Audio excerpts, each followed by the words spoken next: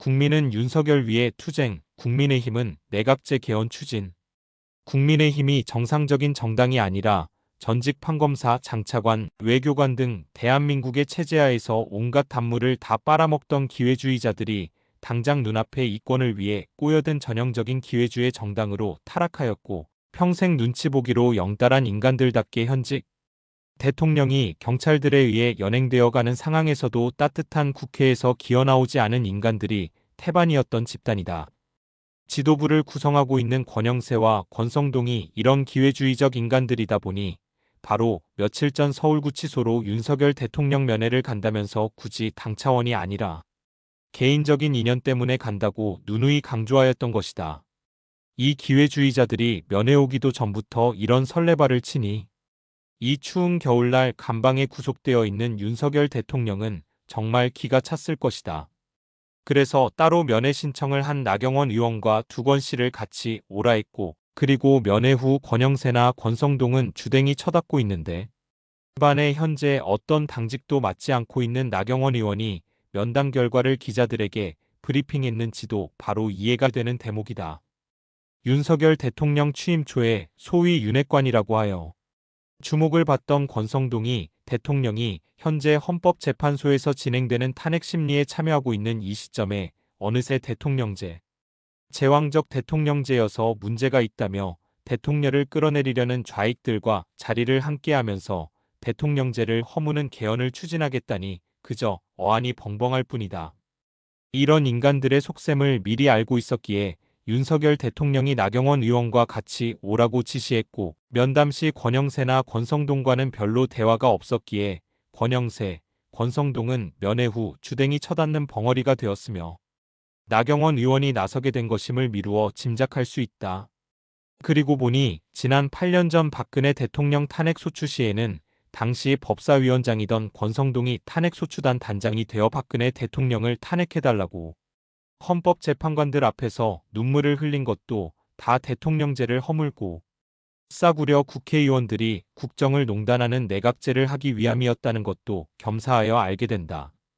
또한 한동훈이 당대표로 윤석열 탄핵에 앞장설 때 권성동이 당론대로 국회 본회의장에 국민의힘 의원들이 입장을 하지 못하도록 하지 않고, 당론은 탄핵 반대이지만 본회의장 입장 여부에 대해서 본인은 입장하는 것이 맞다고 생각하여 입장하겠다고 선언함으로써 국민의힘 내부의 배신자들이 마음 놓고 본회의장에 입장하고, 무기명 투표였으므로 마음 놓고 배신자로 찍히지 않고 탄핵 찬성을 할 수 있는 여건을 만들어준 장본인이 바로 권성동이었고, 그렇게 함으로써 12명의 배신자가 탄핵 찬성표를 던져 좌익 의원 192명에 국민의힘 배신자 12명, 도합 204명이 탄핵 찬성을 함으로써 한국 정치판을 난장판으로 만들었다.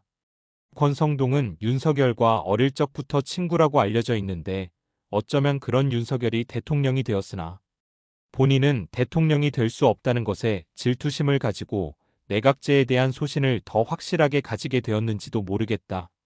조금만 정치적 식견이 있는 사람들은 권성동, 권영세, 박지원, 김무성 등등은 아무리 국회의원 선수가 쌓여 5선 이상 중진이 되더라도 국민들이 볼 때 절대 대통령이 될 수 없는 인간들이다. 이런 인간들이 여야를 떠나 내각제를 선호하는 것이다. 그렇게 되면 굳이 힘들게 대통령이 안 되어도 내각제 체제에서 당대표만 되면 대통령제의 대통령과 같은 권한을 행사할 수 있고, 여야 간 권력 분점을 통하여 언제든지 국정에 관여하며 국민 세금을 노략질할 수도 있으며, 힘닿는 데까지 본인이 부귀영화를 누리다가 나이 들어 힘에 부치면 일본과 같이 천금 같은 자식 새끼들에게 자신의 지역구를 물려주어 대대손손 국가의 빨대를 꽂고 단물 빨아먹는 명문거족을 기대할 수 있다는 단꿈을 공유하는 인간들인 것이다. 대통령제 vs 내각제 혹은 이원집 정부제. 흔히 지금의 대한민국 헌법체제를 1987년 체제 또는 87체제라고 하여 전두환 대통령 집권 말기인 1987년 당시 노태우 대표의 권유로 수정된 헌법체제를 말하고, 그 근간은 대통령제의 총리와 같은 내각제적 요소를 가미하고 대통령 임기를 5년 단임제로 하는 직선제로 한다는 것이 골자다. 많은 사람들이 전두환 전 대통령을 비판하지만 누가 뭐래도 전두환 대통령은 우리나라의 평화적 정권 교체를 시작하고 7년 임기 중에 안정된 물가 바탕 위에 경제적 발전을 이룩하여 한국이 선진국 경제로 진입할 수 있는 초석을 다진 분이다. 물론 재임 기간 중 국제적으로 좋은 여건, 즉 저금리, 저유가, 저달러 등 소위 3저 호황이 있었기에 전두환 정부가 성공할 수 있었고, 미얀마에서 순국한 김재익 수석이 잘해서 그렇다는 말들을 하지만 이것은 거의 전적으로 전두환 전 대통령을 폄하하기 위해서 지어낸 말들일 뿐이다. 이런 얘기를 한다고 당시 글로벌 환경이 좋았다는 것을 부정하는 것이 아니며 당연히 인정하지만 그것만 강조하면 당시 다른 수많은 나라들은 꼭 같은 조건에서 한국만큼 성과를 내지 못했는가에 대한 질문에 대답할 수 없게 된다. 또한 김재익 수석이 잘해서라는 것도 최고 지도자가 제대로 방향을 설정하고 열심히 하도록 여건을 만들어 주었기에 가능했던 것이지 흔히 말하듯 전두환 전 대통령은 무식하여 경제를 몰랐는데 김재익이 혼자서 원맨쇼를 하여 전두환 시대의 호황을 만들었다는 것 자체가 한마디로 웃기는 얘기이다. 이 모든 것이 전두환 대통령의 리더십이 훌륭했기 때문에 가능했던 것이다. 굳이 왜 이 얘기를 꺼냈냐 하면 바로 지금 내각제 또는 이원집 정부제를 하겠다고 설치는 인간들에 대한 잘못을 지적하기 위해서이다. 근본적으로 지금 대한민국의 87 체제에서 바로 잡아야 할 사항은 대통령제가 제왕적 대통령제이기 때문이 아니라 그동안 민주화라는 미명하에 국회의원들에게 너무 많은 권한을 준 게 문제이다. 따라서 2017년 당시 자유한국당 홍준표 대표가 대통령 선거에 출마하여 공약한 것처럼 이 다음 제대로 된 대통령 후보가 나오게 되면 현재의 국회의원 300명을 비례대표제를 없애며 200명 정도로 대폭 축소하고 국회의원들의 불체포, 특권 등 온갖 특권을 전부 없애버려야 하며 9명까지 두게 되어 있는 보좌관 등도 운전기사회 사무실 직원 3, 4명 정도로 대폭 축소해야 한다고 생각한다. 또한 이번 윤석열 대통령의 비상계엄 선포 이유 중 하나인 국회의원들이 정부가 제출한 예산안에 대해 손을 댈 수 없도록 하는 법을 제정하여 이리때들이 달라들지 못하게 해야 한다. 무엇보다 지금은 시기적으로 더불어민주당이 국회의 절대 다수를 차지하고 있어 개헌 논의를 시작하게 되면 지금 헌법보다 개선하는 것이 아니라 오히려 더 개혁을 하게 되어 지금보다도 더 못한 헌법으로 만들 개연성이 높기 때문에 지금은 개헌 논의를 할 때가 아닌 것이다. 무능한 권영세, 권성동이 자신들이 모질이인 것도 모르고 단지 국회의원 선수가 높아 당직을 맡고 있다는 이유로 멀쩡한 대한민국을 말아먹을 개헌 논의는 즉각 중단해야 한다고 생각한다.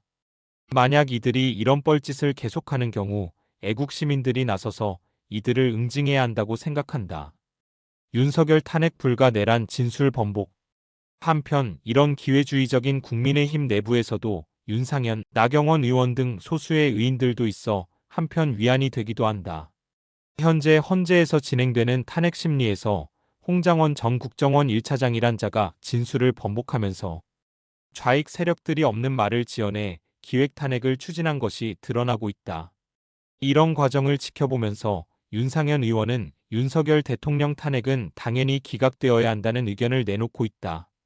정상적인 나라라면 기각이 아니라 각하를 했어야 마땅한 것이나 대한민국 곳곳에 스며든 좌익 세력들이 준동하다 보니 어차피 헌법재판소에서보다 철저하게 심리하여 이번 계기에 좌익들이 얼마나 사악한 자들인지 밝혀내어 그야말로 국민들이 철저하게 계몽되는 계기가 되었으면 좋겠다. 그런데 이미 지난해 연말부터 윤석열 대통령 구속을 반대하는 한남동 집회를 통하여 대한민국의 1020-30 젊은 세대들이 대거 대한민국 현실을 자각하게 되면서 정치무관심이었거나 좌익적 세계관에 경도되어 있던 청년들이 깨어나고 있는 것은 얼마나 다행인지 모르겠다. 연령별로 4050 세대들과 지역적으로 전라도의 친좌익적 세계관은 쉽게 고치기 어려울 것으로 본다. 하지만 1020-30 세대들이 깨어나고 있다는 것은 대한민국으로 보나 그들의 미래를 위해서도 아주 좋은 신호인 것이다. 사실 윤석열 대통령과 국민의힘 지지율이 상승하는 것도 바로 이들 1020-30 세대들이 깨어나면서 지지율이 높게 나오기에 전체적인 지지율도 상승하고 있는 것이다.